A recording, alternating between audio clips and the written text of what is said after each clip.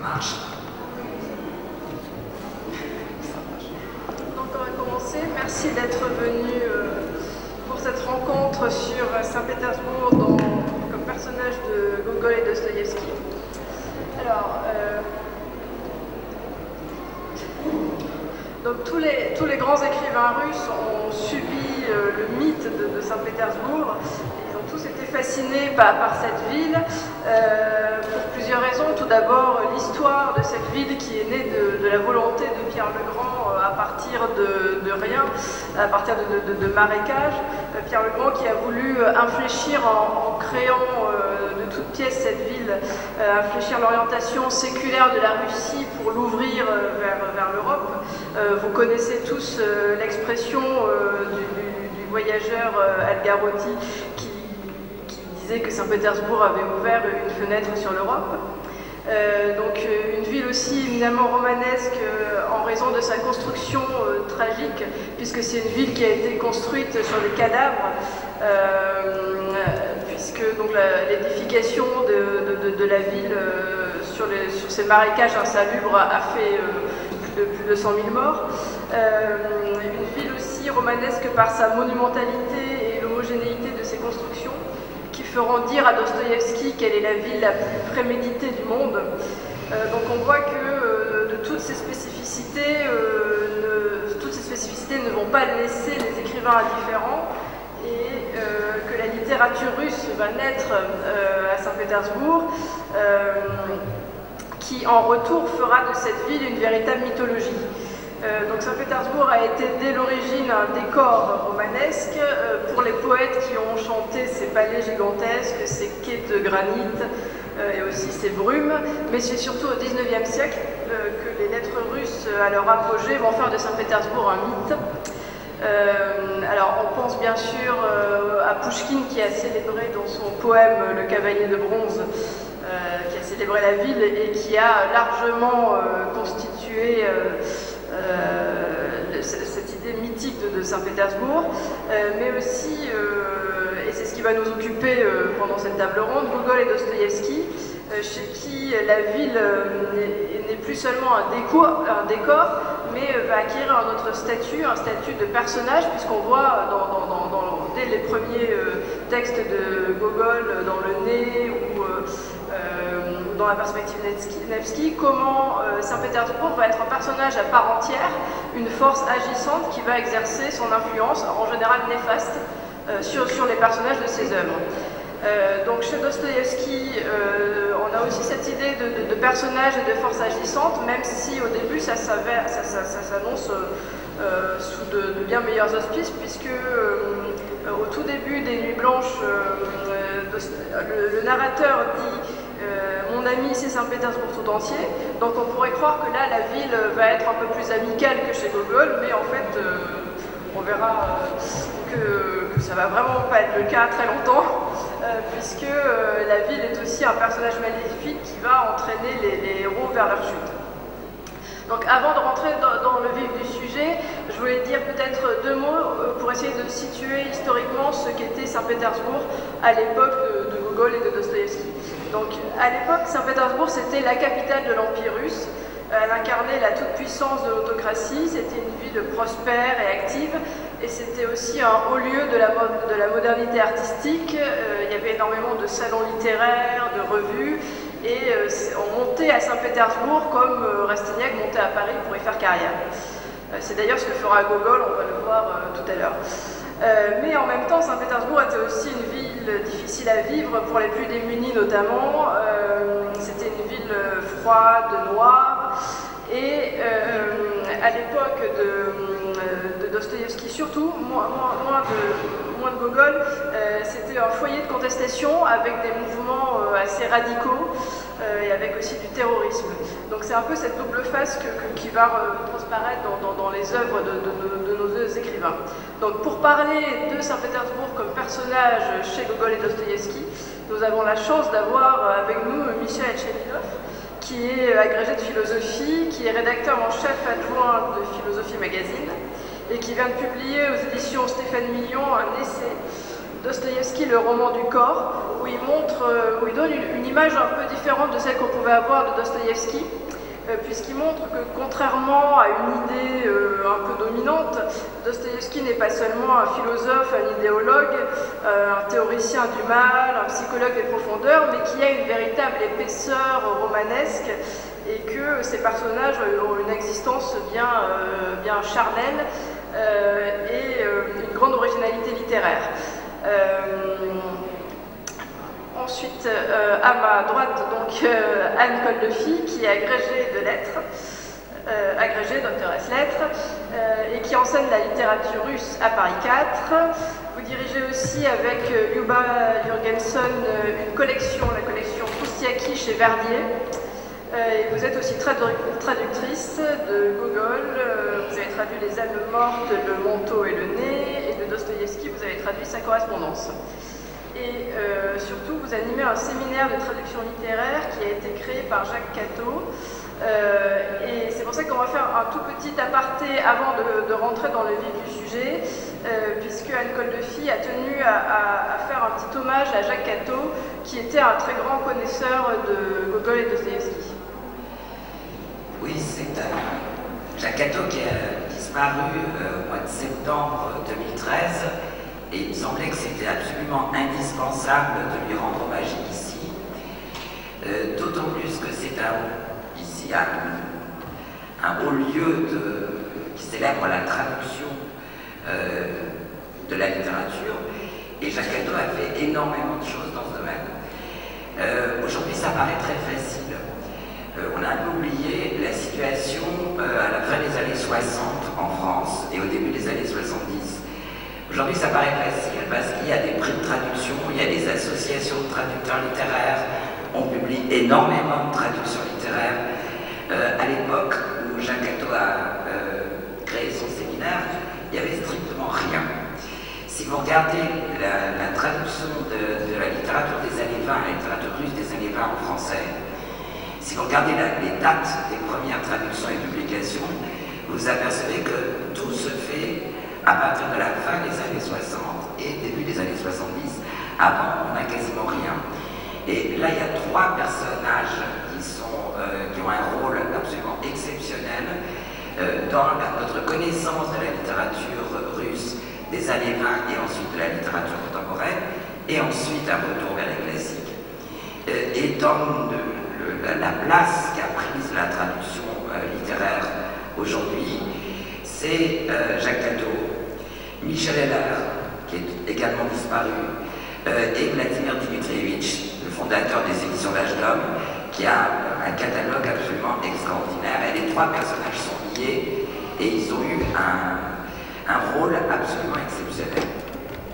Alors Jacques Cateau, c'est d'abord un traducteur, c'est pas d'abord, mais il a eu une importance très grande comme traducteur. Il commence très fort à la fin des années 60 encore, en traduisant avec Georges Niva, Pétersbourg de Bialy, d'André Bialy. On reste dans notre thématique. Pétersbourg d'André Bialy, et ça marque le début de la collection classique slave à l'âge d'homme. Le début d'une très belle collection. Jacques Cateau va traduire aussi Ehrenburg. Il va faire une traduction absolument magistrale et à mon avis inégalée de Cavalerie rouge d'Isaac Babel. Il va traduire Acajou de Boris Pelliac et il va traduire, je vais y collaborer, le gros roman de Boris Chitkov, Victor Valic. Vous l'avez dit, Stéphanie, il crée un séminaire de traduction littéraire dans le cadre de la Sorbonne. Ce qui n'était pas du tout facile, parce qu'à l'époque, on considérait que la traduction littéraire n'était pas suffisamment académique pour présenter un intérêt. Et il a fallu qu'il s'accroche vraiment pour réussir à créer ce séminaire qu'il crée à la fin des années 60. Ça s'appelle un séminaire, pourquoi? Parce que Jacques Cateau inscrit le travail de traduction littéraire dans le domaine de la recherche littéraire, et ça me paraît fondamental. Et en même temps, ça n'est pas un cours parce que Jacques Catteau affirme, et je l'affirme avec lui, que la traduction littéraire ne s'enseigne pas. On peut en discuter, on peut faire un travail autour de la traduction littéraire, mais ça ne s'enseigne pas. Ce séminaire de traduction littéraire a été le premier en France, toutes langues confondues. Aujourd'hui, il y en a beaucoup dans différentes langues, mais ça a été absolument le premier. Et Jacques Catteau s'est arrangé, s'est toujours débrouillé pour que les traductions de ses étudiants soient publiées. Et c'est comme ça qu'il a fait publier et qu'il a fait connaître, au fond, en France, beaucoup d'œuvres de Boris Villac, entre autres, et que, grâce à lui, Liuba Jorgensen a pu publier sa traduction, faite au séminaire d'ailleurs, de l'intégrale d'Oblomov de Tcharov. Tout ça s'est passé par le séminaire de Jacques Catteau, ce qui est monumental, et à chaque fois avec des préfaces écrites par Jacques Catteau, des commentaires écrits par Jacques Catteau, donc un travail absolument énorme. Ce séminaire continue, Jacques Catteau me l'a légué depuis une dizaine d'années, et j'espère vraiment qu'il continuera très longtemps. Il s'est élargi, puisque maintenant nous travaillons en commun avec l'Université de Lausanne pour le même séminaire et l'Université de Moscou. Jacques Catteau a été un excellent enseignant qui aura marqué vraiment plusieurs générations d'étudiants. J'en connais beaucoup qui, chaque fois que je les vois de différentes générations, parlent de l'enseignement de Jacques Catteau avec des larmes dans la voix. Il nous a enseigné une rigueur très importante, une méthode de travail, et en même temps, ce qui était assez remarquable avec lui, c'est qu'il y avait une fantaisie, ou en tout cas qu'il était toujours ouvert à la fantaisie des étudiants, au projet des étudiants, en essayant de canaliser un peu quand ça devenait, c'était un peu trop échevelé, mais c'était son rôle, mais une ouverture d'esprit extrêmement importante. Il a été d'une activité très grande en tant qu'enseignant. Pour vous donner une idée, c'est lui qui dans les années 70 organisait à la Sorbonne des expositions et des conférences de peintres non conformistes, ce qui à l'époque était invraisemblable, et il avait organisé, ça on l'a souvent oublié, avec Kenya Gale, un ciné-club en collaboration avec la Cinémathèque de Toulouse, où on pouvait voir absolument tous les films russes, y compris depuis avant la Révolution. Jacques Catteau est quelqu'un qui a une œuvre de slaviste énorme, immense, qu'à mon avis il va falloir republier, avec son ouvrage majeur, La création littéraire chez Dostoïevski. C'est quelqu'un qui a dirigé énormément de thèses, qui a une quantité d'articles de très grande qualité et qui a, vous avez dit Stéphanie que j'avais traduit la correspondance de Dostoïevski, c'était sous sa roulette et c'est lui qui a fait tout l'appareil critique de cette correspondance. Jacques Catteau, je ne veux pas être trop longue, mais je tiens à dire que Jacques Catteau était quelqu'un qui s'intéressait à tout. Ce qui me paraît essentiel pour un traducteur et pour un enseignant, qui était ouvert, pas seulement en tant qu'enseignant, je dirais humainement, à tout. Des années après son enseignement, on est très nombreux, on était très nombreux à lui téléphoner pour lui demander des conseils, pour discuter avec lui éventuellement de problèmes. Toujours il était réceptif, il nous recevait chez lui, et je dois dire qu'on allait régulièrement comme ça, pour discuter, pour chez les Catteau, et là j'insiste bien, Mme Catteau ici présente a joué un rôle très très important, et on ressortait de chez les Catteau avec des conseils, après une bonne discussion, parfois houleuse quand on n'était pas d'accord, parce que Jacques Catteau avait son franc-parler aussi. Et on en ressortait en général revigoré, d'autant plus que Jacqueline Catteau ne vous laissait jamais partir sans un très bon dîner. Donc, à une époque, on parle beaucoup de transmission. Je pense qu'il faut vraiment saluer Jacques Catteau parce que la transmission, il savait ce que c'était.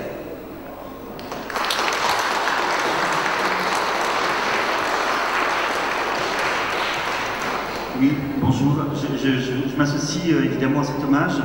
Jacques Catteau, moi je l'ai connu à des séminaires sur Dostoïevski, et puis il était à mon jury de thèse, dont est sorti l'ouvrage sur Dostoïevski. Et c'est vrai que c'était humainement un personnage, un homme extraordinaire, gentil, accueillant à la diversité d'opinions. Et que moi je ne l'ai pas connu en tant qu'enseignant ou en tant que traducteur, mais c'est vrai que j'ai beaucoup pratiqué la création littéraire chez Dostoïevski, publiée aux éditions des études slaves, ou sur le cahier de Lerne sur Dostoïevski qu'il a dirigé. Et c'est vrai que ce qui était exceptionnel chez lui, c'était qu'il y avait à la fois la précision, évidemment, de celui qui connaît, qui travaille le texte tous les jours, donc cette précision, ce rapport au texte très intime, et en même temps cette volonté de faire œuvre quand même de recherche, de travail, de théoricien. Et donc ce matin, typiquement, je relisais quelques passages de la création littéraire chez Dostoïevski sur le mythe de Saint-Pétersbourg, et on trouve vraiment toutes ces dimensions. On trouve à la fois des indications très précises sur les adresses de Raskolnikov à Pétersbourg, évidemment, autour de la place des Foins, mais on trouve également un panorama très synthétique, mais très précis du mythe de Saint-Pétersbourg au XIXe jusqu'à Biéli dans la littérature russe, et enfin une distance critique. Une distance critique qui lui permettait de formuler des hypothèses sur, par exemple, Pétersbourg chez Dostoïevski. Donc je m'associe pleinement à cet hommage à un grand slaviste et un grand spécialiste de la littérature et de la pensée russe.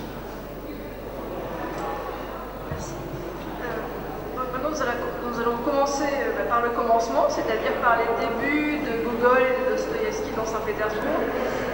Donc à l'époque, Saint-Pétersbourg c'était la ville où il fallait aller, où il fallait être quand on voulait faire ses débuts littéraires. Je crois que Gogol est arrivé en 1828 de sa province avec le dessein d'y réussir une carrière littéraire. Alors est-ce que vous pourriez nous raconter en quelques mots comment ça s'est passé et si la réalité a été à la hauteur de ses attentes? Il arrive, il est tout jeune, effectivement, quand il arrive en 1829, et son idée, c'est de faire une carrière littéraire. Il est très admiratif de Pouchkine, qui est quand même la vedette de l'époque, et il va commencer, puisque Pouchkine écrit des poèmes, Gogol va écrire des poèmes.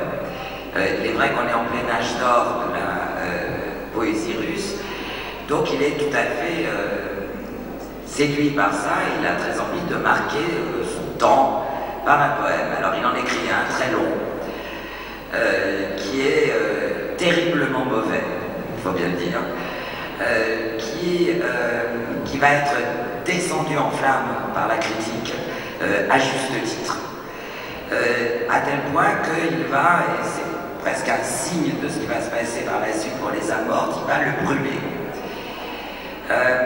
Et puis il va laisser complètement tomber la poésie, sans quoi je crois qu'il avait tout à fait raison. Et il va revenir un petit peu plus tard, quelques années après. Entre-temps, il va prendre un poste d'enseignant où, apparemment, enfin, d'après les témoignages que l'on a, il était très mauvais enseignant, pas du tout académique, et en même temps, certains témoignages disent que il a enseigné l'histoire, il a enseigné un petit peu la géographie. La géographie, il était passionné par la géographie, et quand il a enseigné l'histoire, il ne parlait que de géographie. Mais certains de ses élèves écrivaient qu'il était passionnant si on acceptait de ne pas avoir le cours prévu, de parler d'autre chose, de le laisser parler. C'était absolument passionnant. Et puis il va commencer à être connu et vraiment entrer dans la littérature en 1931, c'est-à-dire 2 ans après, avec Les Veillées du Hameau. Et je précise quand même, et ça on en reparlera, que Gogol n'aime pas Pétersbourg.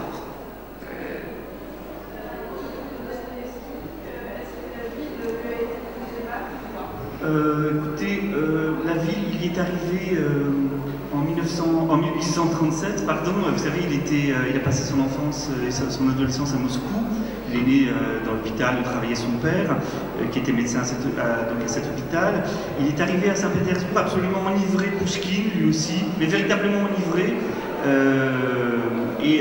Donc avec un rêve, comme Gogol d'ailleurs, de monter à la capitale, d'y faire une carrière littéraire, avec énormément de projets également, de pièces, de traduire Eugénie Grandet de Balzac en russe, des projets grandioses avec son frère Michel, et il arrive, il se retrouve dans le palais des ingénieurs où il fait ses études. Là, ça devient plus compliqué. C'est un palais assez sinistre pour des raisons historiques. Finalement, au bout de quelques temps, il va renoncer à ses études, renoncer à sa carrière et se lancer dans la carrière d'écrivain. Et donc, il va prendre un appartement. Et c'est là que commence une longue série de déménagements dans Saint-Pétersbourg. Donc, Dostoïevski, je vous le rappelle, qui est né en 1821, qui est mort en 1881, aura dans toute son existence une vingtaine d'appartements dans la ville. Il va déménager une vingtaine de fois. Pour diverses raisons, alors souvent sur des questions financières, ce sont aussi des questions d'instabilité, disons, de carrière. Dostoïevski, vous le savez, quelqu'un qui va, d'abord qui va être envoyé au bagne après son arrestation en 1849, en bagne, en relégation pour 10 ans, puis qui a des problèmes d'argent, puis qui passe une partie de sa vie à l'étranger, de ville en ville d'ailleurs, c'est un nomade. Et donc Dostoïevski est également un nomade à Saint-Pétersbourg, une vingtaine de déménagements, avec toutefois une constante très intéressante, d'ailleurs une constante presque existentielle. Dostoïevski souhaitait toujours avoir un appartement d'angle et un appartement qui donne sur une église. Avec cette idée que la fameuse lumière du couchant qu'il aimait tant, qu'il appréciait énormément, rentre dans son appartement par les fenêtres sur 2 murs, fenêtres d'angle, et avoir une vision d'une église pas trop lointaine. Donc une vingtaine de déménagements. À Pétersbourg, il existe, comme vous le savez sans doute, un musée, Musée Kvartir, un musée appartement Dostoïevski, qui se trouve Kouziechny Perioulok Dompyats, tout près de l'église Saint-Vladimir. C'est un appartement où il a vécu 2 fois. Il y a vécu d'abord assez tôt dans sa carrière littéraire, puis 3 ans ici. Il s'y est installé 3 ans avant sa mort, donc en 1878. Donc il y a un appartement de Dostoïevski à visiter, mais les amateurs de Dostoïevski à Saint-Pétersbourg ont du travail, puisqu'on dispose des adresses des appartements, et donc on peut aller voir où Dostoïevski vivait, et on en reparlera tout à l'heure, mais il a vécu par exemple dans des quartiers que fréquenteront ses héros, notamment dans Crime et Châtiment. Quant à son rapport à Saint-Pétersbourg, il est complexe. Saint-Pétersbourg est une ville qui accompagne son premier succès littéraire, c'est-à-dire que pour revenir en arrière, il arrive à Saint-Pétersbourg, il décide de devenir écrivain, il écrit Les Pauvres gens, ce roman social, ce roman donc épistolaire social, qui lui vaut un succès critique, en tout cas immédiat, et aussi un certain succès public. Il est encensé, on dit un nouveau Gogol est né, Belinsky en fait l'un de ses favoris, et donc il jouit de cette ivresse du premier succès de romancier, et évidemment, dès son deuxième roman, Le Double, ça se complique, puisque autant dans le premier roman, Les Pauvres gens, on voit un Saint-Pétersbourg, donc effectivement proche d'une vision sociale, autant dans le second, on tombe dans un Pétersbourg totalement fantastique, un Pétersbourg qui va déplaire à Bielinski et à la plupart de ses contemporains, et donc à ce moment-là, mais on va y revenir, le rapport de Dostoïevski à Saint-Pétersbourg se complique. Puisque vous avez évoqué les lieux de Dostoïevski à Saint-Pétersbourg, peut-être qu'on pourrait enchaîner avec le parcours de Raskolnikov, puisque finalement le Saint-Pétersbourg qu'on trouve dans les livres de Dostoïevski, c'est pas du tout celui des palais magnifiques et gigantesques, mais c'est plutôt celui des bas-fonds, des quartiers insalubres. Donc est-ce que vous pourriez nous parler un petit peu de cette géographie qui est très très délimitée Oui, alors les frères, Crime et Châtiment, donc ce roman qui a été écrit en 1865-1866, le premier de la série des 5 grands romans tragédies finaux de l'œuvre de Dostoïevski, se situe, comme vous l'avez dit Stéphanie, dans un quartier très délimité autour de la place des Foins, Sidney Ploshets, qui qui était à l'époque un lieu effectivement où vivaient des personnes, des artisans, des ouvriers, un lieu de pauvreté, mais également un lieu d'amusement. Il y a énormément de cabarets, de la prostitution, de la misère. Donc effectivement, on peut dire que c'est un peu le ventre de Paris, de Saint-Pétersbourg. Dostoïevski a habité dans ce quartier-là. Donc c'est un quartier qu'on peut très facilement délimiter autour de la place des Foins. Dostoïevski y situe de manière extrêmement précise, de manière topographiquement précise, les maisons et les appartements de ses héros. Donc là encore, les amateurs de Dostoïevski peuvent retrouver la maison de Raskolnikov. Alors, je ferai passer tout à l'heure une photo, mais bon, c'est connu, ça apparaît dans pas mal de livres, une photo sans doute de ce qu'on identifie comme l'appartement de Raskolnikov. Donc je vous rappelle que Raskolnikov, jeune étudiant désargenté, vit dans une minuscule chambre, une sorte de tombeau, comme il dit, et qu'il projette un crime, le crime d'une usurière qu'il juge inutile et même nuisible à la société, pour commencer dans la vie, comme il dit, et pour devenir un grand homme. Et donc on peut très facilement suivre les pérégrinations, les errances de Raskolnikov dans Saint-Pétersbourg, jusqu'à la maison de l'usurière, jusqu'à la maison de Sonia Marmeladova, l'héroïne du roman, retrouver le commissariat dans lequel se rend Saint-Pétersbourg. Bref, il y a dans ce roman, qui est sans doute le plus précis quant à la description de la ville, il y a dans ce roman une présence extrêmement forte de Saint-Pétersbourg. Je ne dirais pas en tant que personnage, je ne pense pas que ce soit un personnage, c'est pas un Pétersbourg animé, mais en tout cas un Pétersbourg qui est comme la projection de la tragédie intime de Raskolnikov, un Pétersbourg, on le verra peut-être si on lit un extrait tout à l'heure, qui correspond pleinement au drame de conscience que vit le héros. Donc il y a à la fois une description précise de Saint-Pétersbourg dans ce roman, mais à la fois déjà une métamorphose de la vision réaliste de la ville en quelque chose d'autre, en élément constituant du drame intérieur du héros. Puisque vous avez parlé de réalisme, mais aussi finalement de presque fantastique dans la présence de cette ville dans la conscience du héros, on va enchaîner avec un passage de la perspective Nevsky de Gogol, où on voit bien comment cette ville artificielle qui est née de la volonté d'un homme, finalement va être une ville trompeuse, puisque, je ne sais pas si c'est exactement dans le passage que vous allez lire, mais à un moment Gogol dit bien « tout n'est que mensonge, tout n'est que rêve ». Absolument. Il s'agit de la fin de la perspective Nevsky. Perspective Nevsky qui, comme vous le savez, l'artère principale, la plus belle artère de Saint-Pétersbourg. Et donc, Gogol termine sa nouvelle, la perspective Nevsky, de cette façon. Oh, ne croyez pas cette perspective Nevsky. Je m'enveloppe toujours plus fermement dans ma cape lorsque je m'y promène, et je m'efforce de ne pas regarder du tout les objets que j'y croise. Tout n'est que tromperie, tout n'est que rêve, tout n'est pas ce qu'il nous semble. Vous croyez que ce monsieur qui se promène dans une petite redingote admirablement coupée est très riche? En aucun cas. Il est entièrement composé de sa petite redingote. Vous imaginez que ces deux gros hommes qui se sont arrêtés devant une église en construction jugent de son architecture? Pas du tout. Vous pensez que cet enthousiaste qui agite les bras parle de la façon dont sa femme a lancé d'une fenêtre une balle sur un officier qu'elle ne connaît pas? Pas du tout.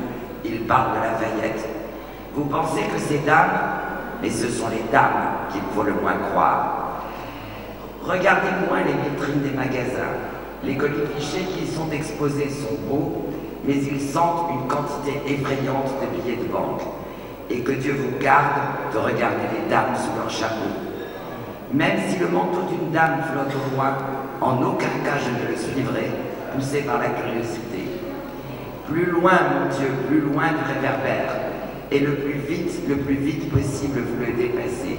Et soyez encore heureux de vous en sortir avec seulement un peu de son huile puante sur votre élégante redingote. Mais hormis le réverbère, tout respire la tromperie. Elle ment à toute heure, cette perspective Nevsky. Et avant tout, quand la nuit s'étend sur elle, comme une masse compacte, et fait ressortir les murs blancs et pâles des maisons, quand la ville entière se transforme en tonnerre et en éclat, que des myriades de voitures dévalent des ponts, que les postillons crient et sautent sur les chevaux, et quand le démon lui-même allume les lanternes, à seule fin de tout montrer sous son aspect irréel. Est-ce que vous pouvez nous commenter un petit peu ce passage où on voit un des thèmes majeurs de la représentation de Saint-Pétersbourg, à savoir le mensonge, le double et aussi la vue du démon? Oui, effectivement, là je crois qu'on est sur deux, même s'il y a des points communs entre Gogol et Dostoïevski, d'autant plus que Dostoïevski, si on prend son double, un de ses premiers romans, est là tout à fait dans une inspiration gogolienne, presque même quelquefois presque gênante. Heureusement qu'il en est sorti ensuite. Mais je dirais que chez Gogol, la ville, je suis tout à fait d'accord avec ce que vous dites, Michel, sur chez Dostoïevski, la ville n'est pas forcément un personnage à part entière. Chez Gogol, oui, elle est non seulement un personnage à part entière, mais c'est le personnage principal qui tire toutes les ficelles, ou la plupart des ficelles. Et d'autant plus que ce personnage principal, c'est le diable. C'est très clair dans la fin de la perspective Nevsky, cette ville, c'est une ville diabolique. C'est une ville inquiétante, diabolique, parce qu'elle est mensongère, parce qu'elle a été construite par Pierre le Grand, qui quand même était qualifié d'antéchrist par ses opposants, et parce que pour Gogol, il y avait deux lieux majeurs et opposés. Saint-Pétersbourg, sorte d'enfer nordique, fait de brouillard, fait de froid, fait d'absence de lumière, et Rome, qui était opposée à Saint-Pétersbourg comme une sorte de paradis, paradis des arts, paradis de mystique, paradis spirituel et paradis de lumière. Et ce qui est intéressant, c'est que des premières, je crois la première, je ne suis plus sûr, mais la première édition des récits de Saint-Pétersbourg comprend le récit Rome. C'est-à-dire que ce récit qui se passe à Rome était inclus dans les récits de Saint-Pétersbourg, les nouvelles de Saint-Pétersbourg par Gogol. Vous souhaitez nous en lire un passage? Non, non, la comparaison. Donc, on va justement repartir de cette vision mensongère qui est celle de Gogol et qui était aussi celle du premier Dostoïevski, mais c'est une vision dont ensuite l'écrivain s'est émancipé. Oui, tout à fait. Alors, pour synthétiser un peu le rapport de Dostoïevski à Saint-Pétersbourg, d'abord, Dostoïevski, en tant que grand lecteur à la fois des classiques et de ses contemporains, hérite d'un mythe. Il arrive après Pouchkine et un peu après Gogol. Il hérite d'un mythe qui est donc le mythe de Saint-Pétersbourg qui est en train de se construire.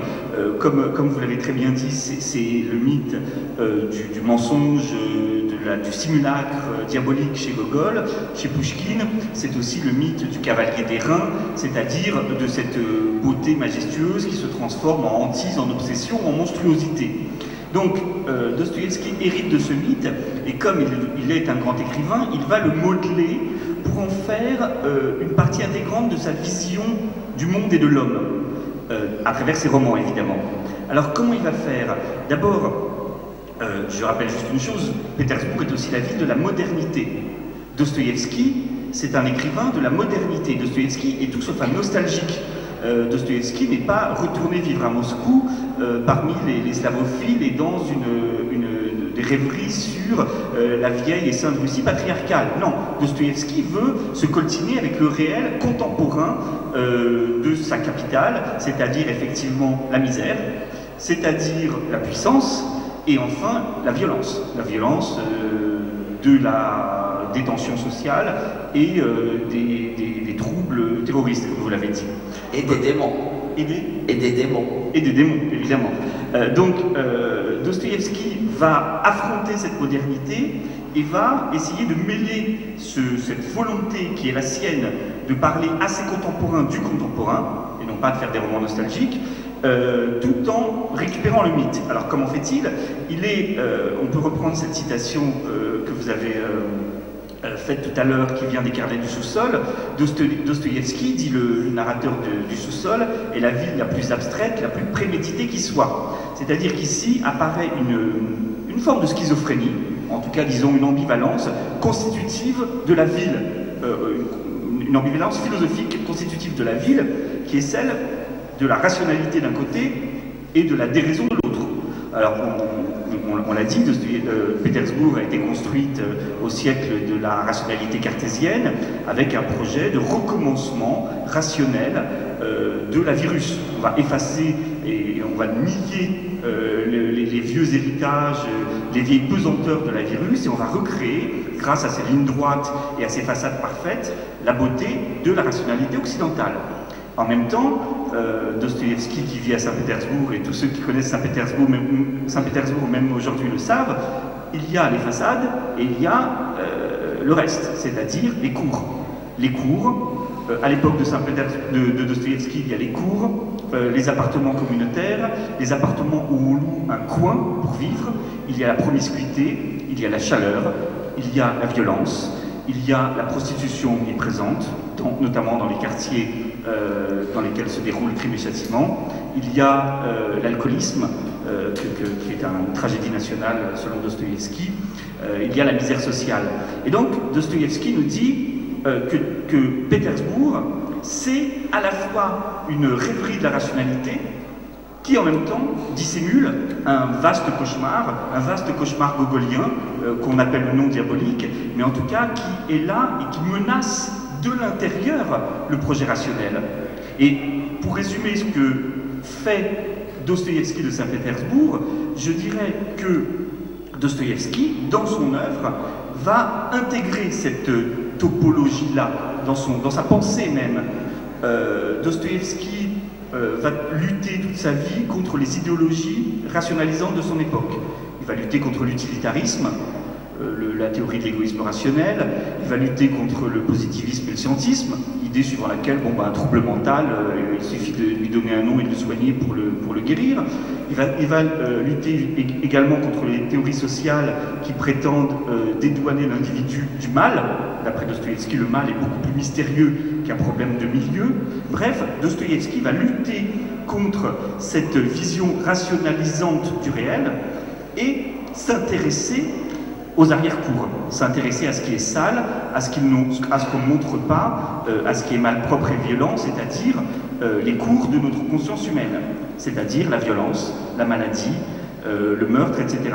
Et donc, ça, c'est la grande dichotomie dont hérite Dostoïevski et dont il va essayer de faire quelque chose. Son but n'est évidemment pas de faire une apologie de la violence contre la beauté et l'harmonie, non. Mais au contraire, son but ultime est de réconcilier un désir d'harmonie d'ordre social et les pulsions qui vivent dans les arrière-cours de Saint-Pétersbourg. Et donc très rapidement, pour répondre à votre question, Dostoïevski s'empare de ce mythe de Saint-Pétersbourg et dans ses premiers romans, avant le bagne, le décline. Par exemple, on a un Pétersbourg assez réaliste, effectivement, dans Les Pauvres gens. Ensuite, comme on l'a dit, on a un Pétersbourg tout à fait fantastique dans Le Double. Ensuite, on a un Pétersbourg assez romantique dans le passage que vous citiez des Nuits Blanches. Ah, les maisons sont mes amis, les maisons sont des personnages. On personnifie les maisons, ce qui est un procédé assez romantique. On a un Pétersbourg un peu gothique dans La Logeuse. Bref, Dostoïevski, au début, joue avec le mythe de Saint-Pétersbourg. Et puis ensuite, en 1849, il est arrêté, il est envoyé au bagne pour association, disons, de terroristes liés au socialisme utopique, et il revient du bagne, et là, enfin, il sait quel est le Pétersbourg qu'il va évoquer. Ça sera plus justement un Pétersbourg, entre guillemets, littéraire, ça sera le Pétersbourg que je viens d'essayer de vous décrire, c'est-à-dire un Pétersbourg scindé entre d'un côté l'harmonie et la rationalité, et de l'autre côté, la pulsion et la violence. Et toute son œuvre, à mon avis, à partir de ce moment-là, à partir de ce retour du bagne, consistera à intégrer Saint-Pétersbourg à cette réflexion, c'est-à-dire à se demander comment une vie humaine, mais qui tienne compte de l'irrationalité, de la violence propre à notre nature humaine, est possible. Et donc, Saint-Pétersbourg participe de ce projet littéraire et philosophique. On pourrait peut-être... Plus, le manque d'air, la cohue, partout la chaux, les échafaudages, les briques, la poussière, et cette puanteur particulière de l'été que connaissent si bien tous les Pétersbourgeois qui n'ont pas la possibilité de louer une datcha. Tout cela, en même temps, frappa désagréablement les nerfs déjà affaiblis du jeune homme. Quant à la puanteur insupportable des tavernes, dont cette partie de la ville contient une multitude, et aux ivrognes qu'il rencontrait partout, même si c'était une heure de travail, ils mirent une dernière touche au coloris détestable et triste du tableau. Donc vous voyez, on est dans le vocabulaire encore du tableau, cartine, mais déjà, on est dans un tableau qui mêle absolument, de manière très originale, la conscience du héros et son environnement. En gros, on est dans un tableau où il y a la puanteur, la chaleur, le sentiment d'étouffement, la promiscuité, et donc on est dans ce qu'en philosophie on appelle une tonalité affective, c'est-à-dire qu'entre le personnage et la ville, entre Raskolnikov et Saint-Pétersbourg, il y a une sorte de petite musique, de tonalité qui dirige à la fois les pensées et les perceptions du jeune homme et le tableau littéraire qu'en fait Dostoïevski, le tableau que fait Dostoïevski de la ville. C'est-à-dire qu'on est dans une tonalité du dégoût, on est dans une tonalité de la décomposition, et on est dans un procédé littéraire assez extraordinaire de fusion de la psychologie du personnage et du décor. Et donc ce qu'on peut dire, c'est que cette tonalité affective qui relie l'homme à son environnement, c'est ce qu'essaye de promouvoir Dostoïevski. Et pour terminer, je dirais que cette tonalité, c'est celle de la décomposition, de la mort et de la résurrection.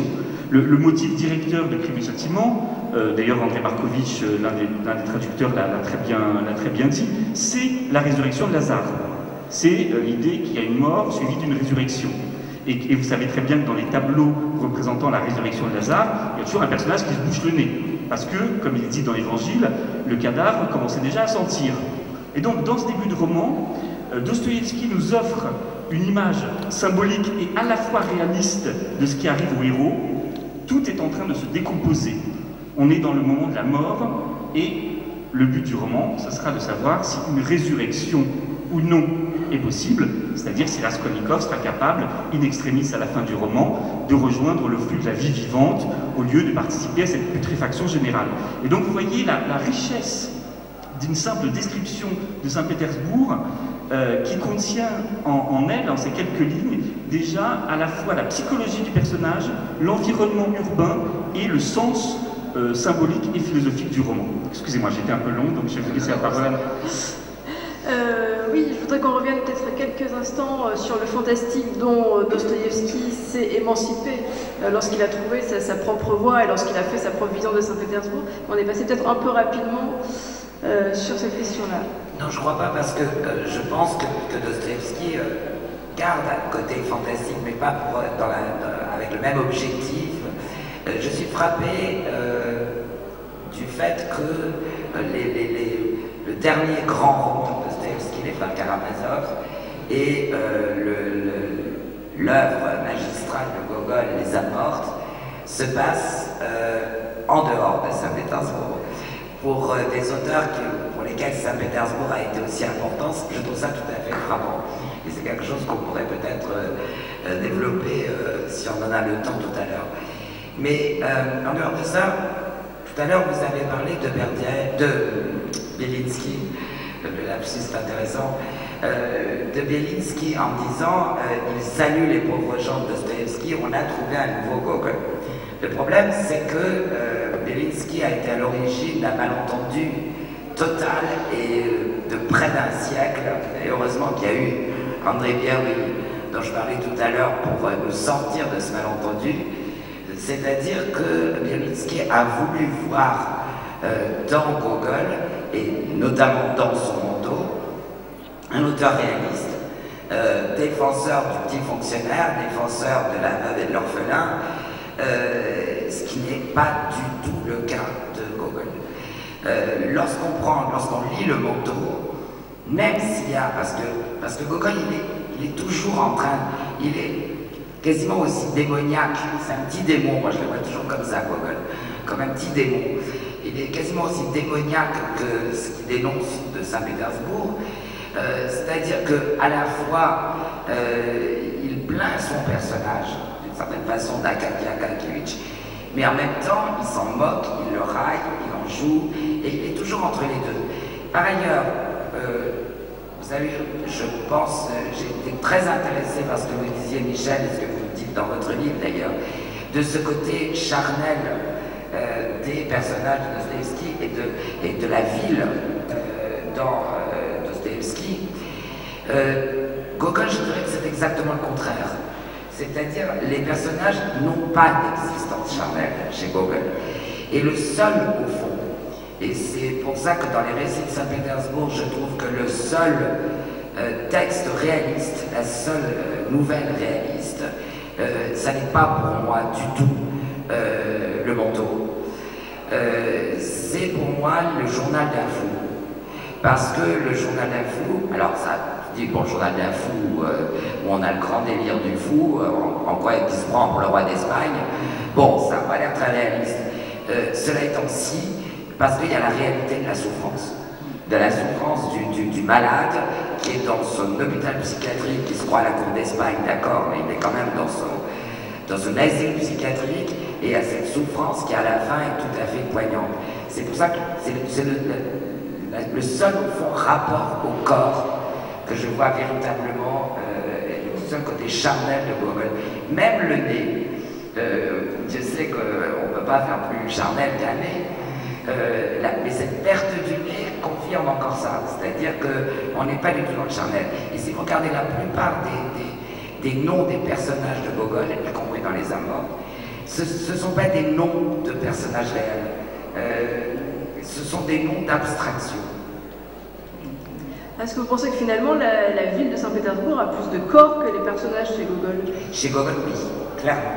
Elle a plus de corps et elle a plus de pouvoir.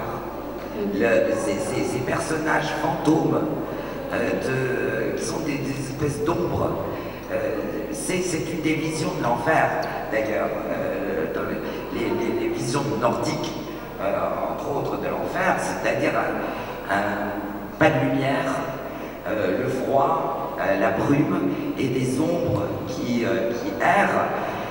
C'est une des visions de l'enfer et c'est une des visions de Pétersbourg, en tout cas dans ce qu'en dit Gogol, très clairement. Enfin, je suis tout à fait d'accord avec ce que vous dites sur la question du corps chez Gogol. Et là où je vois la véritable filiation entre Gogol et Dostoïevski, c'est pas du tout effectivement dans un prétendu réalisme qui n'existe à mon avis ni chez Gogol ni chez Dostoïevski, en tout cas pas comme Bielinski l'a vu. Et je pense que vous avez raison, vous êtes totalement trompé sur la nature de la littérature gogolienne et dostoïevskienne aussi, puisque Le Pauvre Jean non plus n'est pas un romancier réaliste d'ailleurs. Ce qui est intéressant, c'est que alors, j'évoquerai un roman qui ne se passe pas à Saint-Pétersbourg de Dostoïevski, qui est Les Démons, BSC. Dans ce roman, effectivement, il y a une reprise de la conception factice du corps chez Gogol. Je m'explique. Je reprends tout simplement ce que vous venez de dire et qui est parfaitement juste. Le corps chez Gogol apparaît souvent dans une vision infernale comme marionnette grimaçante, comme être sans chair de la vie, comme dirait Bakhtin à propos de Dostoïevski. Bref, un être, une sorte de faux corps, qui n'est fait que de son enveloppe extérieure et que d'organes exagérés et grimaçants. Eh bien, si on lit les démons de Dostoïevski, on verra que tous ces démons, c'est-à-dire les nihilistes, ceux qui veulent détruire la vie finalement, la vie vivante, ceux qui non seulement sont pas seulement des révolutionnaires politiques, ce sont des gens qui sont contre l'amour, contre la naissance, contre les enfants, contre la vie. Eh bien ces êtres-là, Piotr Verkhovensky, Nicolas Stavrogin, Lipoutine, etc., sont décrits comme des personnages de Gogol, c'est-à-dire comme des marionnettes grimaçantes. Le vocabulaire, le lexique de l'organe est extrêmement présent dans les démons. Le nez, l'oreille, le poing, c'est-à-dire non pas le corps qui vit, non pas le corps charnel qui vit et qui ressent, mais le corps purement extérieur, purement artificiel, qui est celui de la marionnette démoniaque. Et donc effectivement, là, il y a une véritable filiation à mon avis, et c'est là que Dostoïevski, ce qu'il a pris profondément chez Gogol, c'est cette idée suivant laquelle il y a des corps factices, il y a des vies factices. Il faut essayer de retrouver une vie vivante, une vie réelle. Et pour reparler de Saint-Pétersbourg, il y a aussi un Saint-Pétersbourg factice. Il y a aussi un Saint-Pétersbourg monstrueux, un Saint-Pétersbourg qui n'est qu'un panorama, qui n'est qu'une construction architecturale froide. Et contre cette vision froide et artificielle de la ville et de l'être humain, Dostoïevski cherche à reconstruire une manière d'humanité et une manière d'habiter l'espace qui ne soit pas ni grandiose, ni rationnelle, ni harmonieuse, mais qui soit au moins vivante. Et c'est pour revenir sur le roman là, dont on venait de parler, Crime et Châtiment, c'est effectivement la trajectoire de Raskolnikov que de renouer avec une vie vivante. C'est tout le sens du roman.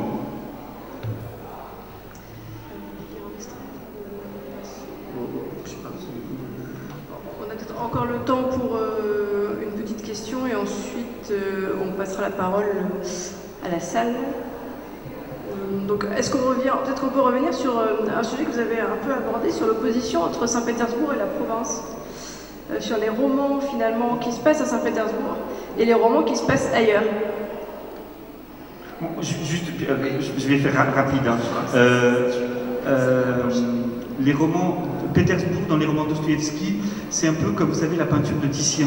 La peinture de Titien devient de plus en plus floue à mesure qu'il avance son âge. Quand Titien a 90 ans, il peint les mêmes scènes que celles qu'il peignait 20 ans avant, mais on voit la différence. Dans le dernier Titien, on voit très bien quand on va à l'Académie de Venise, tout est flou, c'est une sorte de lumière crépusculaire entoure la vision des êtres et des choses. C'est un peu la même chose de Saint-Pétersbourg, c'est chez Dostoïevski. Juste pour mettre bien en ordre les étapes, Crime et Châtiment, c'est un roman où Saint-Pétersbourg est extrêmement présent et très bien écrit, hein, on l'a dit. Vraiment, on peut visiter Saint-Pétersbourg par Crime et Châtiment. Ensuite, le roman suivant, c'est L'Idiot, dans lequel Saint-Pétersbourg est encore présent, puisqu'il y a une partie du roman qui se passe à Saint-Pétersbourg. Le roman se déroule entre Saint-Pétersbourg et Pavlovsk, la villégiature non loin de la capitale, où là, Saint-Pétersbourg est décrite de manière moins précise, mais de manière beaucoup plus symbolique. Il y a une symbolique des lieux, par exemple, qui est très forte dans L'Idiot. La maison de Rogojine, j'avais préparé la lecture de l'extrait, mais je pense qu'on n'aura pas le temps, mais la maison de Rogojine, rue Garokhova, je crois. Si vous pouvez lire quelques... La maison de Rogojine symbolise profondément le personnage. Je lis rapidement. Approchant du carrefour, donc dans L'Idiot, approchant du carrefour de la Garokhova et de la Sadova, il s'étonna lui-même du trouble extraordinaire qu'il avait saisi. C'est Mishkin, L'Idiot. Il ne s'attendait pas à ce que son cœur batte si douloureusement. Une maison, à son visage particulier sans doute, se mit, encore de loin, à attirer son attention. Oui, c'est sans doute cette maison-là, se dit Mishkin. C'est avec une curiosité extraordinaire qu'il approchait pour vérifier son intuition. Il sentait que, pour une raison étrange, il lui serait particulièrement désagréable d'avoir deviné juste. Cette maison, elle était grande, lugubre, à 2 étages, sans la moindre architecture, couleur Versailles. Certaines maisons de ce genre, construites à la fin du siècle dernier, ont survécu précisément dans ces rues de Saint-Pétersbourg, une ville dans laquelle tout change si vite, presque telle qu'elle. Elles sont d'une construction solide, avec des murs épais et des fenêtres extrêmement rares.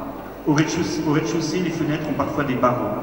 Le plus souvent, ce rez-de-chaussée est occupé par un comptoir de change. À l'extérieur comme à l'intérieur, on sent quelque chose d'inhospitalier, de sec, quelque chose qui semble tout le temps se cacher, se tapir.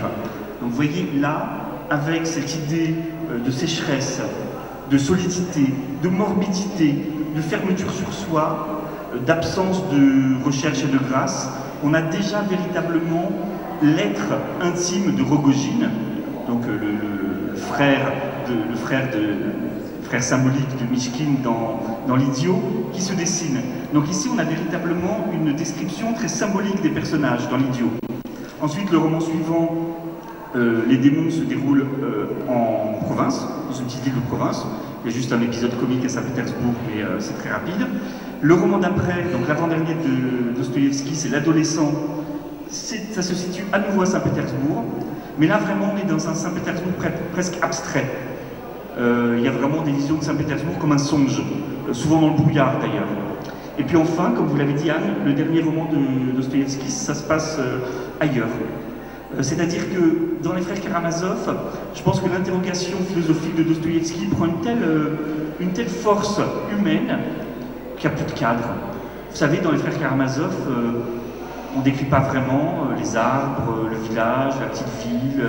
On est dans ce drame qui relie un père et ses 4 fils, et dans le drame de la culpabilité, de la culpabilité, qui est celui du roman, on n'a plus besoin de décor. Ça ne veut pas dire, et je terminerai là-dessus, ça ne veut pas dire que Dostoïevski écrit des romans à idées. Et ça serait, à mon avis, totalement faux de dire que Dostoïevski écrit des romans où n'apparaissent que des idées. Non, le corps est très présent, mais le corps est présent dans ses tensions internes, dans la violence, dans la maladie, dans la parole. Et donc, c'est un roman, Les Frères Karamazov, où il n'y a pratiquement plus de décor, donc finalement on n'a même plus besoin de Saint-Pétersbourg, mais où le drame humain, corporel et spirituel occupe tout l'espace. Donc moi je dirais que, pour répondre à l'interrogation d'Anne, je ne sais pas quelle est votre interprétation, moi je dirais que Dostoïevski n'a plus besoin de Saint-Pétersbourg dans cette ultime étape de son œuvre. Je pense effectivement, oui, les questions sont différentes. En ce qui concerne Gogol pour les âmes mortes, d'abord, ce qui est intéressant, c'est que Gogol écrit ses âmes mortes pour l'essentiel à Rome, ce qui est tout à fait caractéristique. Et d'autre part, les âmes mortes, c'est pas un roman, c'est ce que Gogol lui-même qualifie de poème, c'est-à-dire avec une dimension en russe, avec une dimension épique.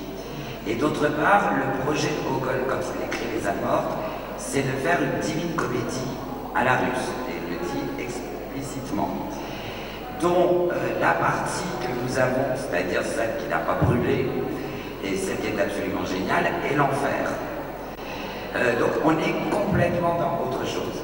On est dans une sorte d'avancée, de traversée de l'enfer. Pour aller vers où, puisque à la fin des âmes mortes, Tchitchikov repart, quitte la ville de N, cette ville qui n'a pas de nom, pour aller vers l'Est, on le sait très bien, mais vers quoi, on n'en sait rien du tout. Et le drame de Gogol, c'était de rater son paradis. C'est ce qu'il n'a pas supporté, il en est, on peut dire, quasiment mort. Alors, pour en finir par une dernière question avant de laisser la parole à la salle. Et pour faire aussi le lien avec la table ronde suivante, dans la table ronde suivante, on va parler des influences russes sur les écrivains français.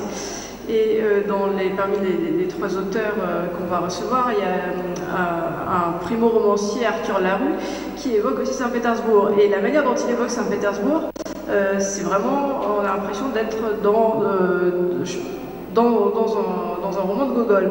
Ce qui m'amène à vous poser cette question, quelle est la postérité de cette vision que Gogol et Dostoïevski ont incarnée dans leurs livres?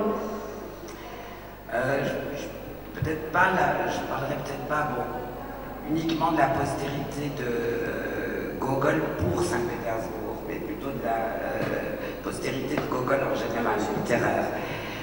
On a d'abord le fait que ce mythe de Saint-Pétersbourg, qui est effectivement initié par Pouchkine, mais Pouchkine est plus ambivalent. Pouchkine, il y a la moitié de son poème, Le Cavalier de Bronze, qui est quand même un hymne à la beauté de Saint-Pétersbourg. Chez Gogol, il n'y a pas d'hymne à Saint-Pétersbourg. C'est le mythe de la ville mortifère, de la ville dangereuse. On va retrouver ça chez Bierly. Chez Bierly en particulier, dans son Pétersbourg, où il y a cette ville complètement insaisissable, brumeuse, où tout est faussé, où tout est flou, on a des déplacements, on croit voir un visage, en fait on voit autre chose. Bielli s'inscrit complètement dans cette vision de Saint-Pétersbourg, de Gogol, et s'inscrit complètement dans la tradition gogolienne littéraire. Je pense que, là, en dehors de Saint-Pétersbourg, on a aussi, puisqu'au contraire c'est à Moscou, on a aussi Bulgakov, qui s'inscrit dans cette ligne du fantastique gogolien, fantastique qui permet aussi ce qu'on a appelé quelquefois le réalisme fantastique, c'est-à-dire de mieux appréhender la réalité par le fantastique. Donc chez Bulgakov, dans Le Maître et Marguerite, entre autres. Et on a aussi, plus récemment, dans les années 60, Siniavski, André Siniavski, qu'on a un petit peu tendance à oublier aujourd'hui, et ça me semble c'est tout à fait dommage. Juste un mot, moi ce qui me frappe, c'est que le mythe de Saint-Pétersbourg est tellement puissant, a été tellement puissant, et d'ailleurs a connu une sorte de conflagration avec Bielli, avec Saint-Pétersbourg de Bielli, comme s'il amenait les démons dans l'univers de Crémieux Saint-Simon, qu'on a dû changer de capitale et changer de nom. Et c'est ça qui est extraordinaire, c'est qu'on a un mythe tellement fort qu'on a abandonné cette ville, on lui a sagement donné un nouveau nom, on l'a appelé Petrograd puis Leningrad, et on a changé de capitale. Ce qui veut dire que cette question du mythe de Saint-Pétersbourg, à mon avis, est une question vers l'avenir. Donc en guise de conclusion, quelques lignes. Voilà la fin du nez, donc des récits de Saint-Pétersbourg. Lorsque le major Kavalyov a retrouvé son nez. Voici donc l'histoire survenue dans la capitale septentrionale de notre vaste empire. À repasser toute l'affaire, l'on y décèle à présent nombre d'invraisemblances. Sans même parler de cette défection d'un nez et de son apparition en divers lieux sous forme de conseiller d'État, comment expliquer que Kavalyov n'eut pas saisi que l'on ne pouvait insérer dans les journaux une annonce sur le sujet? Je ne veux pas dire par là que cela m'eût paru cher, baliverne. Je ne fais pas partie des avaricieux. Non, la raison en est que c'est tout bonnement inconvenant et gênant. Cela ne se fait pas. Et puis comment le nez s'était-il retrouvé dans un pain cuit? Et comment Ivan Yakovlevitch lui-même? Non, décidément, je n'y comprends goutte. Et le plus étrange de tout, le plus incompréhensible, est que les auteurs puissent choisir de tels sujets. Je le confesse, c'est parfaitement inconcevable, c'est vraiment non et non. Cela dépasse mon entendement. Pour commencer, ce n'est d'aucun profit pour la patrie. Et ensuite, ce n'est d'aucun profit du tout. Vraiment, cela n'a pas le sens commun. Et pourtant, malgré tout, bien que l'on puisse naturellement admettre ceci, cela et autre chose encore, il peut se faire que, allons donc, les incongruités manquent-elles ici-bas? En fin de compte, si l'on y réfléchit, eh bien il y a là quelque chose, on dira ce que l'on voudra, ces choses-là arrivent, rarement, mais elles arrivent. Maintenant, nous allons laisser la parole à la salle. Est-ce que vous avez des questions? Je vois que vous avez pris consciencieusement des notes. Donc, allez-y.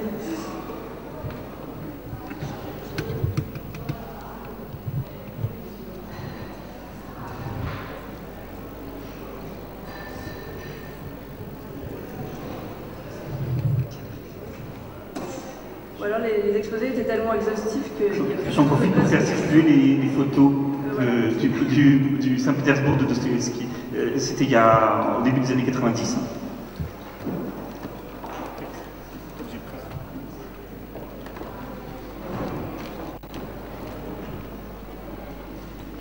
Et éventuellement un livre aussi sur le Pétersbourg de Dostoïevski en russe. Je ne sais pas si ça intéresse quelqu'un, enfin voilà, mais il y a eu pas mal de livres écrits sur le sujet. Bonjour, j'ai deux questions. Vous avez rappelé tout à l'heure que Dostoïevski a traduit Balzac. Et Balzac, c'est la grandeur et la misère de Paris. Hein. Il y a vraiment une vision très vaste, peut-être plus vaste peut-être que chez Dostoïevski, où c'est très sombre. Quelle est éventuellement peut-être l'influence de Balzac dans sa peinture de Paris sur Dostoïevski. Et puis une autre question, est-ce qu'il y a des écrivains russes, alors peut-être moins connus, qui ont une vision de Saint-Pétersbourg peut-être plus solaire, plus positive, peut-être par rapport à Moscou, il y a toujours aussi cette opposition entre les deux villes russes. Voilà. Pour Balzac, effectivement, alors Dostoïevski voulait traduire Eugénie Grandet qui se passe sur la Loire, dans la ville de... j'ai oublié. Une ville sur la Loire, dont je vais me rappeler le nom dans 5 minutes. Saumur, c'est ça, merci. Voilà, donc il y a des caractères, disons, par exemple, le père Grandet se retrouve parfois dans certains dialogues sur l'utilitarisme chez Dostoïevski. Il y a, vous vous souvenez sans doute du début de La fille aux yeux d'or de Balzac, où Paris est décrit de manière absolument démoniaque, avec les cercles du plaisir, les cercles de l'argent, les cercles du pouvoir. Alors, je ne sais pas, peut-être que Anne le sait, moi je ne sais pas si Dostoïevski a lu La fille aux yeux d'or, mais je retrouve dans un roman comme L'adolescent, en tout cas, une structure où la question du sexe et du plaisir, la question de l'argent et du pouvoir sont véritablement posées sur la table comme, disons, sujet principal du roman. Et donc je retrouve une idée que la grande ville, c'est une idée évidemment très ancienne, la grande ville incarne la concentration de cette problématique du plaisir, de l'argent et du pouvoir, et que donc c'est dans le cadre de cette grande ville qu'on peut le traiter. C'est moi, quand je lis le début de La fille aux yeux d'or, ces pages absolument époustouflantes, et L'adolescent de Dostoïevski, je vois un écho évident. Voilà. Mais moi, personnellement, je n'ai pas étudié la question de l'influence du Paris de Balzac sur le Pétersbourg de Dostoïevski.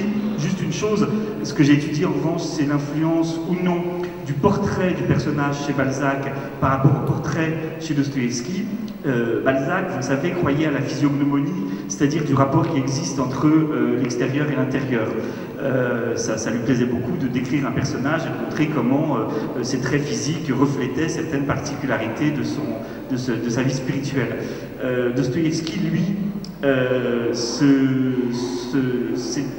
la plupart du temps, a refusé cette théorie de la concordance de l'extérieur et de l'intérieur. Il la trouve trop réductrice. Comme je vous le disais au début, Dostoïevski s'est toujours battu contre ce qu'on peut appeler aujourd'hui le réductionnisme. C'est-à-dire qu'on ne peut pas réduire le mal à une protestation sociale, on ne peut pas réduire la folie à une maladie qui a tel ou tel nom, on ne peut pas réduire la violence à juste un jeu de pulsions. Il y a un mystère du mal, il y a un mystère de la maladie, il y a un mystère de la parole qui sont beaucoup plus profonds et qui sont les mystères dont veut traiter Dostoïevski. Donc l'idée d'appliquer, disons, l'extérieur à l'intérieur est une idée typiquement balzacienne, que l'on trouve d'ailleurs non seulement dans ses portraits mais dans ses descriptions de rue. Vous voyez, quand Balzac commence à décrire la rue, puis la maison, puis le personnage, et montre que tout cela correspond, Dostoïevski, qui est quand même un lecteur très attentif de Balzac, essaie de couper ce lien et de montrer que la vie de notre conscience, mais aussi de notre vie corporelle, sont autrement plus complexes et ne peuvent s'afficher comme ça sur une rue ou sur un visage. Donc là, il y a une opposition claire. Pour La fille aux yeux d'or, je ne suis pas sûr, j'ai pas le souvenir que dans sa correspondance, en tout cas, il le mentionne, mais ça ne veut rien dire, il est possible qu'il ait lu, parce que c'était un fanatique de Balzac, hein, vraiment. Et je pense que oui, ça a joué, peut-être même inconsciemment, dans certaines de ses descriptions pour l'adolescent, je suis tout à fait d'accord, mais je ne pense pas que ce soit plus.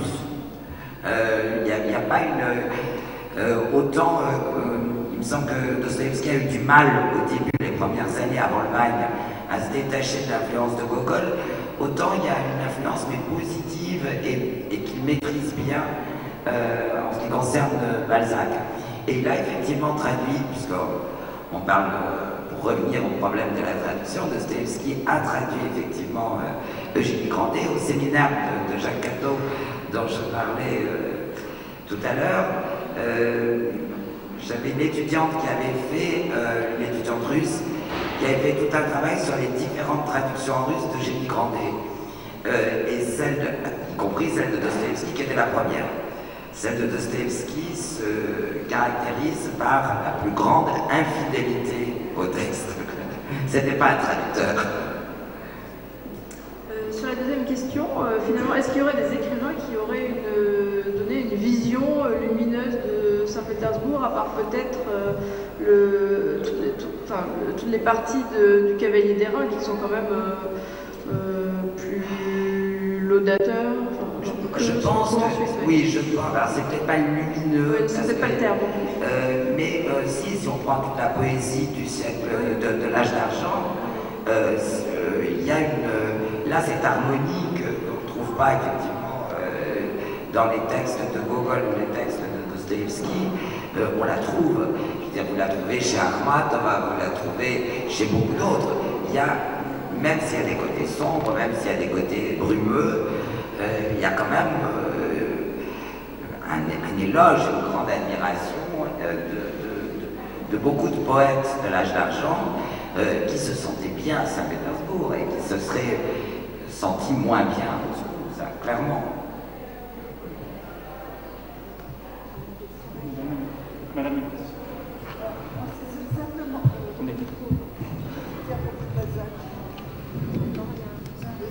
Je voulais simplement, je pense, l'analogie, quand vous parliez de personnages russes, les héros de Dostoïevski et les héros russes en général, je pense à un livre que j'ai lu de Melchior de Voguet sur le roman russe et qui expliquait que pour, justement, c'est pour ça que Balzac, pour les Français, pour décrire à défaut une qualité de l'avarice, etc., ils composaient intellectuellement, ils analysaient tous les aspects du personnage qui devait prouver disons, l'avarice, intellectuellement, et c'était tellement bien fait qu'on n'y voyait rien. Par contre, chez les Russes, dans le roman russe, on prend une personne et on voit toutes les passions qui peuvent sortir de cette personne. Je me souviens, mais on ne les voit pas forcément sur son visage, et on ne les voit pas dans l'objectivité, qui est d'ailleurs très floue chez Dostoïevski, de leur être physique. On le voit dans le... Dans d'autres héros russes, la grande différence entre les Français qui ont, malgré tout à l'origine, étaient plus intellectuels, et les Russes beaucoup plus réalistes, beaucoup plus humains, et qui était un renouveau d'ailleurs à la fin de la littérature française qui commençait à baisser avant qu'à... Puisque justement, Melchior de Voguet, c'est lui qui a fait venir la littérature russe en France. Hein. Donc je pense à ça. Voilà. Oui, il a fait venir la littérature russe en France, il a surtout été l'auteur de la première étude de la littérature russe. Ben, il a des points de vue qui sont les siens aussi, qui sont très marqués par son temps, et par une vision française aussi de cette littérature russe. Je crois que dire en tout cas, comme il le fait, parler du réalisme de la littérature russe, je crois que c'est un petit peu une erreur. Moi, ce qui me frappe toujours dans la littérature russe, mais c'est vraiment le sujet d'un autre débat, c'est que cette littérature russe, elle arrive tardivement par rapport aux littératures européennes, et qu'elle emprunte beaucoup aux littératures européennes, y compris les genres, et qu'elle se moque totalement des genres, et qu'elle a une énorme liberté par rapport aux contraintes que respectent nos écrivains. Ou alors il faut qu'ils fassent une vraie révolution à chaque fois. La littérature russe commence début du 19e siècle, en gros, hein, pour être un peu schématique, et tout de suite, les écrivains sautent à pieds joints par-dessus les codes, les règles, les genres. Ils font exploser tout ça, ce qui d'ailleurs fait penser que c'est en partie ce qui explique la modernité de certains écrivains comme Dostoïevski. Je cite toujours cette lettre de Dostoïevski où il parle à son éditeur des démons, justement. Il vient de terminer les démons. Il veut faire une relecture avant de le donner à son éditeur, Et il ne parle que de ce roman. Hein. Et une fois il dit mon roman, une fois il emploie le mot qu'on pourrait traduire par mon récit, et une autre fois, pour les mêmes démons, il emploie le mot qu'on pourrait traduire par ma nouvelle. Autrement dit, les gens, on s'en fiche complètement. C'est un cadre pour commencer à travailler, et puis après on fait ce qu'on veut.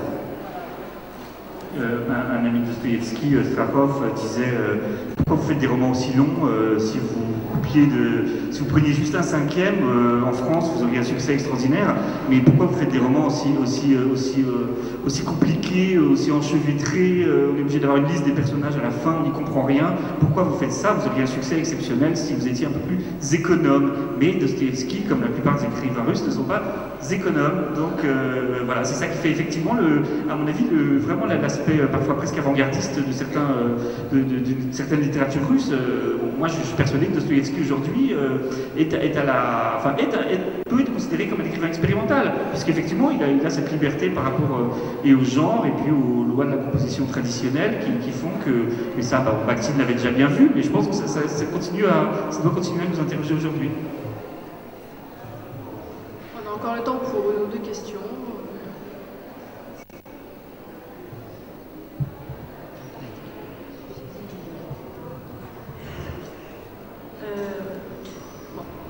Donc non, en fait finalement on n'a plus le temps et comme il y a plus de questions, donc on va conclure. Donc je voudrais conclure en remerciant l'école de filles Michel Chaninov et vous rappeler donc le livre de Michel Chaninov qui s'appelle Dostoïevski, le roman du corps, qui est aux éditions Stéphane Millon. Jérôme Millon.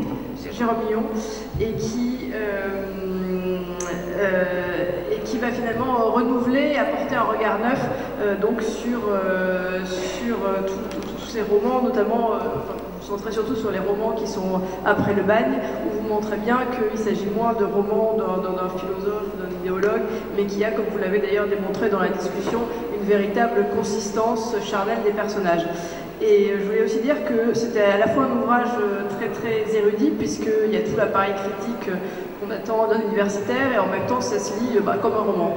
Oui. Voilà. Et moi je voulais dire que j'étais absolument épaté par ce livre de Michel Chaninov, qui avait longtemps que je n'avais pas lu quelque chose d'aussi intéressant et d'aussi juste sur Dostoïevski. Je crois que vous vous inscrivez dans la lignée de la création littéraire de Jacques Catto pour y revenir. Vraiment, voilà. J'ai été épaté. Donc la boucle est bouclée, allons-y. Merci beaucoup.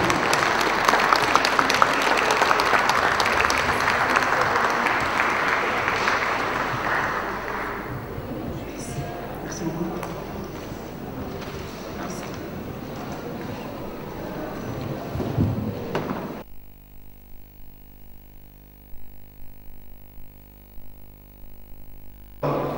La lecture, alors c'est annoncé comme lecture bilingue, c'est une lecture à deux voix.